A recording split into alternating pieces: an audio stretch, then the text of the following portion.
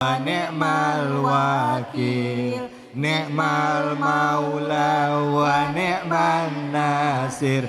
Hasbunallah wa ni'mal wakil, ni'mal maula wa ni'man nasir. Hasbunallah wa ni'mal wakil, ni'mal maula wa ni'man nasir. Sallu ala Nabi Muhammad. Shalli wa sallim wa barik alaih. Silakan Ustazah. Makasih Ustadz David dan juga bunda-bunda soleha yang CCM cantik-cantik manja. Alhamdulillah. Cahaya hati. Alhamdulillah sudah kita dengarkan juga tadi ya dari guru kita Ustadz Randy bahwa begitulah keadaan Korun. Akhirnya bagaimana nasibnya, begitulah orang tuh. Kalau dia kaya dari dulu pasti dia nggak sombong mungkin ya. Nah ini kan Korun dari susah ya kan, minta didoain, dikabulin, sombong. Maka di dalam ayat selanjutnya dinyatakan dalam tafsir Ibnu Katsir bahwasanya Allah tenggelamkan Korun. Makanya kalau kita apa tuh namanya itu ngegali-gali dibilang harta korun. Bahasa Indonesia harta karun. Nah kalau kita ngegali rumah kita adanya apa Bu? Gitu ya. Yang mudah-mudahan ya kita dapat harta karun. Di dalam hadis nyatakan dari Imam Bukhari dari Abu Hurairah. Bismillahirrahmanirrahim. Allah daripada bengong. Qala Rasulullah sallallahu alaihi wasallam. Allahumma sholli wa sallim wa barik. Ih, kalau kita sebut nama Nabi sebut Allahumma sholli wa sallim wa barik alaih gitu. Sepelit-pelitnya manusia ketika disebut nama aku kata Rasulullah dia tidak mau menjawab. Ih, selawatan aja pelit bagaimana duit. Parah nih ibu-ibu nih. Ya Allah, bunda, iya gitu ya bunda. Bunda. Biasa aja ngeliat Umi emang udah cantik dari dulu. Segitu terpesonanya. Qala Rasulullah sallallahu alaihi wasallam. Allahumma sholli wa sallim wa barik alaihi. Baina rajulun. Ya, ketika ada seorang laki-laki ya jurru izarohu. Dia lepaskan atau dia banggakan kainnya, bajunya dengan sombong. Baina rajulun ada seorang laki-laki ya jurru izarohu. Gini-gini nih. Dengan sombong kalau kita pakai baju panjang brandy terus gitu kan ya. Maka ketika orang itu sombong iz khusifa bihi, maka Allah akan benamkan dia. Gimana cara dibenamkannya? Fahuwa yatajaljal fil ardi, maka Allah akan masukkan dia tenggelam sedikit lama-lama tenggelamlah dia di muka bumi.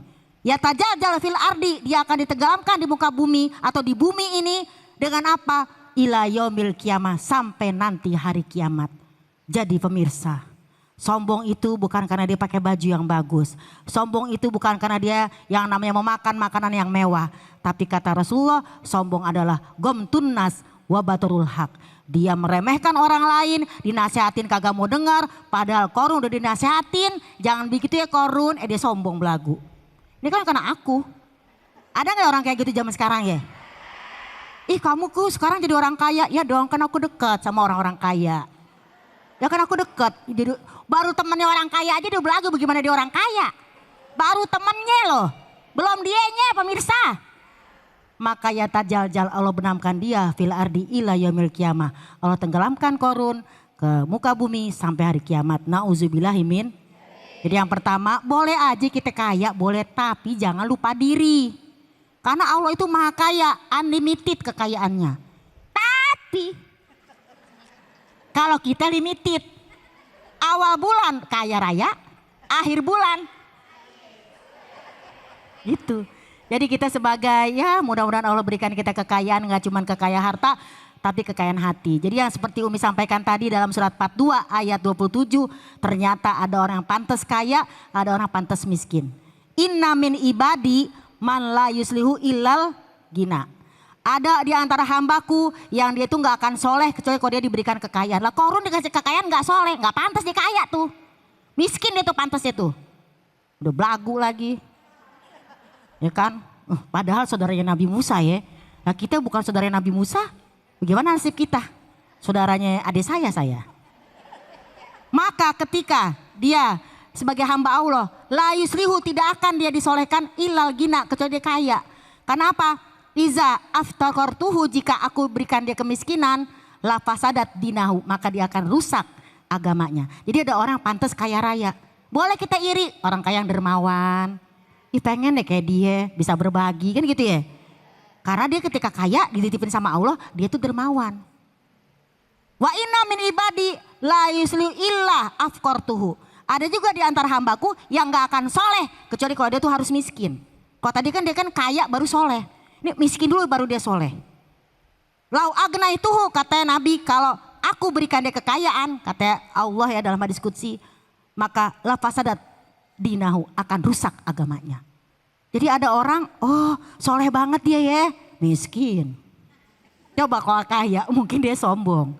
Ih soleh banget dia kaya raya, dermawan.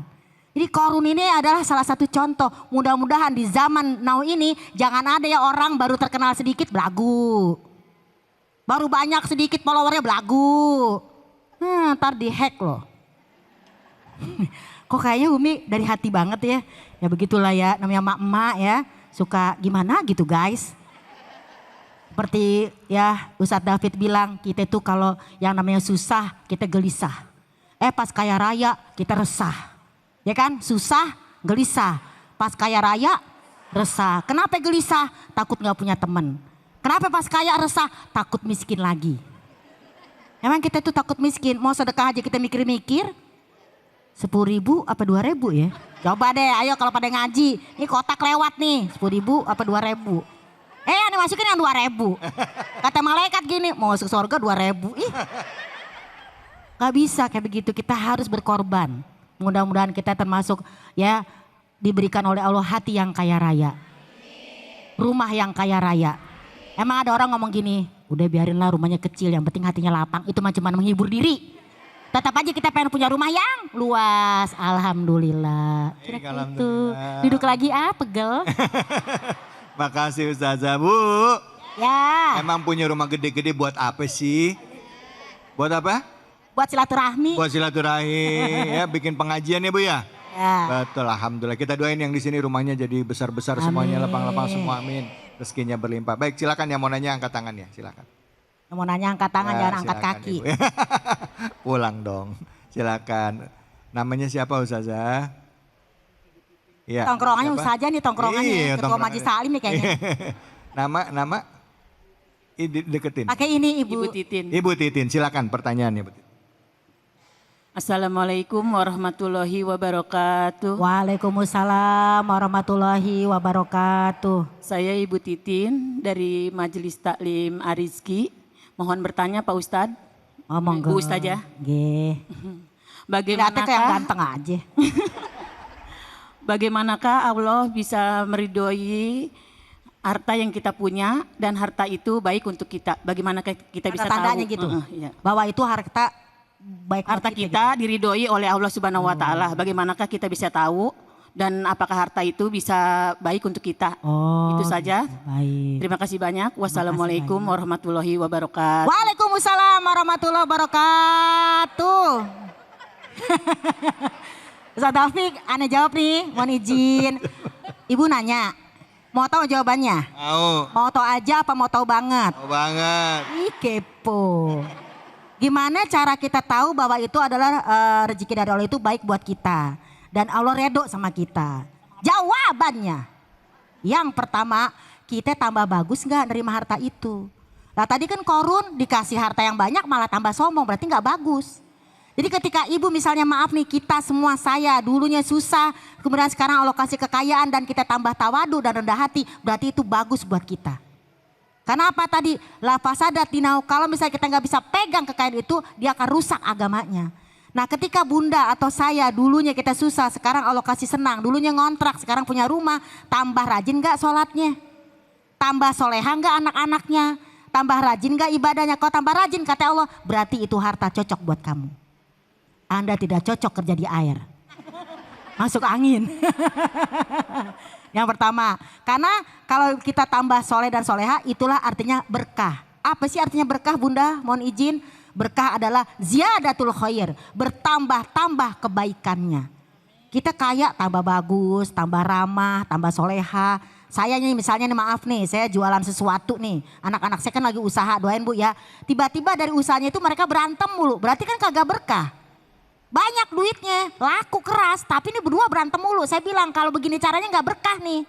Karena apa, setiap kita punya sesuatu kalau kita tambah baik, tambah soleha, tambah oke, tambah taat sama Allah, tambah cinta sama Nabi, tambah hormat sama orang tua, tambah sayang sama yang kenama yang di atas kita menghormati, sama yang di bawah kita menghargai. Maka itu namanya berkah. Tapi belum apa-apa baru untung sekian udah berantem.